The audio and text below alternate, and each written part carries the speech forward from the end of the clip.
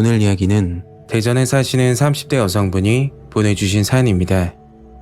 과연 어떤 사연일지 이야기로 만나보겠습니다.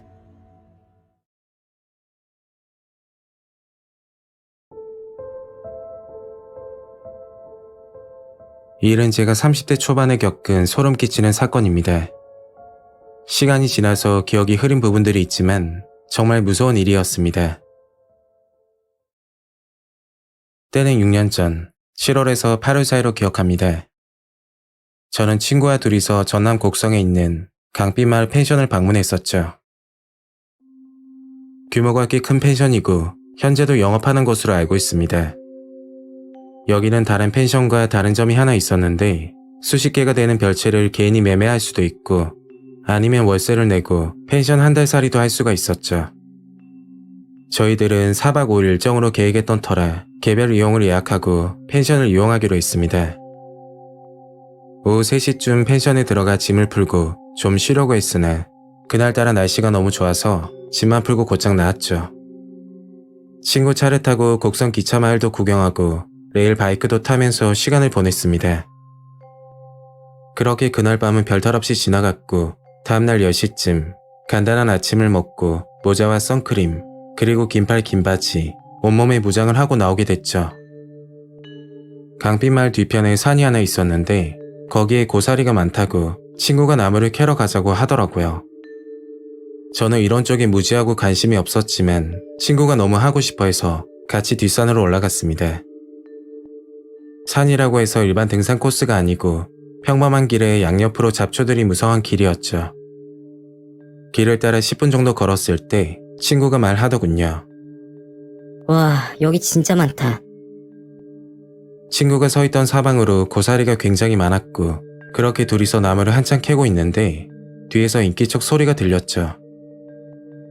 친구와 저는 뒤를 쳐다봤더니 알록달록한 나시티를 입은 할머니가 저희를 보고 있더라고요. 할머니는 왼손에 삽을 들고 오른손에는 바구니를 들고 있었는데 누가 봐도 나무를 캐러 온 것으로 보였죠. 저희들은 할머니에게 인사를 드리고 할머니가 알려주는 대로 나무를 캐기 시작했습니다. 나무를 캐면서 할머니가 이것저것 물어봤는데 여자 둘이서 왔는지 시집은 언제 가려는지 뭐 그런 걸 물어봤고 저도 그 당시 돌아가신 친할머니가 생각이 나서 친근하게 대답했었죠. 그렇게 1시간가량 지났고 저희들은 허리도 아프고 더워서 펜션으로 내려가려고 하는데 그때 할머니가 저희를 보고 서울에 있는 소녀 생각이 난다면서 밥 한 끼만 먹고 가라는 겁니다. 네? 어디서요? 할머니 댁은 여기 근처라고 조금만 걸어가면 된다고 하더라고요. 친구와 둘이서 고민을 하다가 결국 할머니를 따라가기로 했죠. 그때 심정은 밥을 먹으러 간다기보다 돌아가신 할머니 생각이 나서 거절하기가 힘들었어요. 저희들은 할머니를 따라갔고 조금만 가면 되기라고 했던 말과 다르게 생각보다 먼 거리였습니다.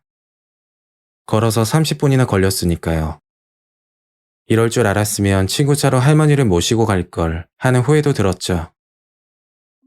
할머니 댁은 낡은 주택집이었는데 대문을 열고 들어가니 마당에는 작은 텃밭도 있고 큰 방 2개의 주방이 딸린 구조였습니다. 할머니 여기서 혼자 사세요? 할머니는 혼자 지낸 지 꽤 오래됐고 저희가 몇 년 만에 들린 손님이라고 하던데 그동안 대화 상대가 없어서 너무 외로웠다고 하셨어요. 그 말을 듣고 저와 친구는 짧지만 말동무라도 해드리자 생각했고 할머니와 이런저런 이야기를 하다 보니 시간은 금방 지나갔습니다.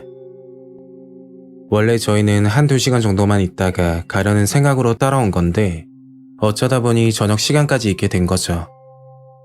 할머니와 짧은 시간에 정이 들어 쉽게 발이 떨어지지 않았던 것 같습니다. 친구와 저는 저녁을 먹고 나서 펜션으로 출발하려고 생각했고 할머니를 도와 저녁 밥상을 차렸죠. 그렇게 저녁을 먹었고 저희가 자리에서 일어난 시간은 7시 정도 됐을 거예요. 할머니는 후식까지 먹고 가라고 말씀하셨는데 펜션까지 걸어가야 하는 시간도 있고 길도 잘 모르는 상황에서 해까지 져버리면 위험할 것 같다고 말씀드렸죠. 그러니까 할머니는 방 하나가 남는다고 하룻밤 묵고 다음날 일찍 가는 건 어떻겠냐고 하시더라고요. 계속 그런 말씀을 하시니까 얼마나 적적하셨으면 처음 보는 사람에게 밥도 차려주고 방까지 내어줄까 그런 생각들이 많이 들었고 결국 저희들은 할머니 댁에서 하룻밤을 묵게 됩니다. 지금 와서 생각해보면 왜 그런 결정을 했는지 모르겠는데 그 당시는 할머니가 치근해 보여서 그랬던 것 같아요. 오후 9시쯤 할머니는 먼저 주무신다고 하셨고 출출하면 먹으라고 고구마와 맥주를 가져다 주셨습니다. 할머니도 같이 드세요. 할머니는 지금까지 살면서 술 한 잔 먹어본 적 없다고 대답하고 방으로 들어가셨죠. 그렇게 친구와 맥주 한 잔을 하고 있는데 근데 좀 이상하지 않아? 친구가 하는 말은 고구마만 주셨으면 그냥 넘어갔겠지만 맥주까지 가져다 주시니까 이상하다는 말이었죠. 그래서 그게 왜 이상하냐고 물었더니 아니, 생각해봐. 할머니가 혼자 지낸 지 오래됐다고 하셨잖아. 근데 할머니가 술을 드시는 것도 아니고 우리가 몇 년 만에 온 손님이라는데 집에 맥주가 있다는 게 이상하지 않아? 친구 말을 듣고 나니 좀 이상하긴 했지만 혹시나 손님이 오면 대접하기 위해서 맥주를 사둔 거라고 생각했습니다. 친구와 저는 술을 못하는 편이라 맥주 한 캔을 둘이서 나눠 마셨고 오전부터 펜션에서 나와 하루 종일 돌아다녔으니 너무 힘들었죠. 거기다 맥주까지 마시니까 누우면 기절할 정도로 피곤했어요. 그렇게 친구와 잠이 들었고 그날 새벽 섬뜩한 일이 벌어지게 됩니다. 한참 자고 있는데 누가 저를 만지는 느낌이 나는 거였죠. 처음에는 친구가 잠꼬대를 하나보다 생각하고 그냥 무시했는데 옷 속으로 손이 들어오는 겁니다. 그래서 그 손을 잡고 뿌리치는데 정말 소름이 돋았죠. 손 두께가 분명 남자 손이었고 굉장히 거친 느낌이었습니다. 그 순간 벌떡 일어나서 소리라도 질러야 할 정상인데 너무 무서우니까 몸이 경직되고 눈만 감고 있게 되더군요. 그때 친구가 비명을 지르면서 일어났고 저도 덩달아 일어나게 됐죠. 어두운 상태라 확실히 보이지는 않았는데 남자 2명이 서둘러 방을 나가더라고요. 할머니는 비명을 듣고 방으로 오셨고 무슨 일이냐고 물었습니다. 저희들은 어떤 남자 2명이 방으로 들어왔다고 이야기를 했더니 말도 안 되는 소리 하지 말라고 화를 내시는 거였죠. 그리고 기분이 나쁘다면서 당장 나가라고 하시는 겁니다. 먹여주고 재워줬더니 이상한 말을 한다고 엄청 화를 내시는데 저희들은 너무 당황스러웠죠. 그때 시간이 새벽 3시 정도 됐을 건데 친구와 저는 쫓겨나듯이 할머니 댁에서 나오게 되었습니다. 펜션으로 그냥 가려다가 분명 누가 들어왔다고 확신에 차 있던 친구는 그 자리에서 경찰에 신고를 했죠. 잠시 후 경찰분이 와서 저희들은 자초지종을 설명하고 이야기를 나눴어요. 할머니는 밖에 서 있는 경찰차를 본 건지 집 밖으로 나와 경찰분에게 음료를 주면서 갑자기 눈물을 흘리시는 겁니다. 소녀 같아서 집으로 데리고 와 밥도 주고 잠까지 재웠더니 경찰에 신고까지 한다고 늙으면 죽어야지 이런 말씀을 하시더라고요. 그때 경찰분이 저희를 보고 뭔가 오해한 거 아니냐고 묻는 겁니다. 여기서 할머니 혼자 20년을 넘게 살았고 예전에는 아들 2명과 함께 살았는데 서울로 이사간 지 꽤 오래됐다고 말했죠. 그리고 지금까지 이런 신고는 처음이라고 하셨어요. 결국 경찰은 인적사항을 적고 나서 저희들을 펜션으로 태워줬습니다. 누가 침입했는지 조사는 해보겠지만 CCTV가 없는 위치라 힘들 것 같다는 이야기를 듣고 차에서 내렸죠. 그 사건 있고 나서 기분이 영 찜찜했지만 그래도 여행을 왔으니 계획대로 구경을 하면서 시간을 보냈습니다. 저희는 여행 마지막 날 할머니를 처음 봤던 곳, 나무를 캤던 근방에 사진 찍기 좋은 곳이 있었는데 마지막으로 거기서 사진을 찍으려고 향하던 중이었어요. 그날따라 나무를 캐는 사람들이 꽤 있었고 많은 사람들 가운데 그 할머니를 보게 됐죠. 알록달록 무늬옷을 입고 있어서 한눈에 보였던 겁니다. 할머니 옆에는 여성분 3이 모여있고 할머니와 웃으면서 이야기를 하고 있더군요.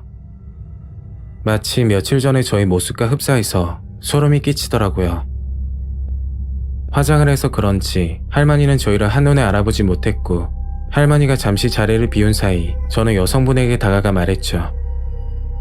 저기요, 혹시 할머니가 집으로 가자고 하면 절대 따라가시면 안 돼요.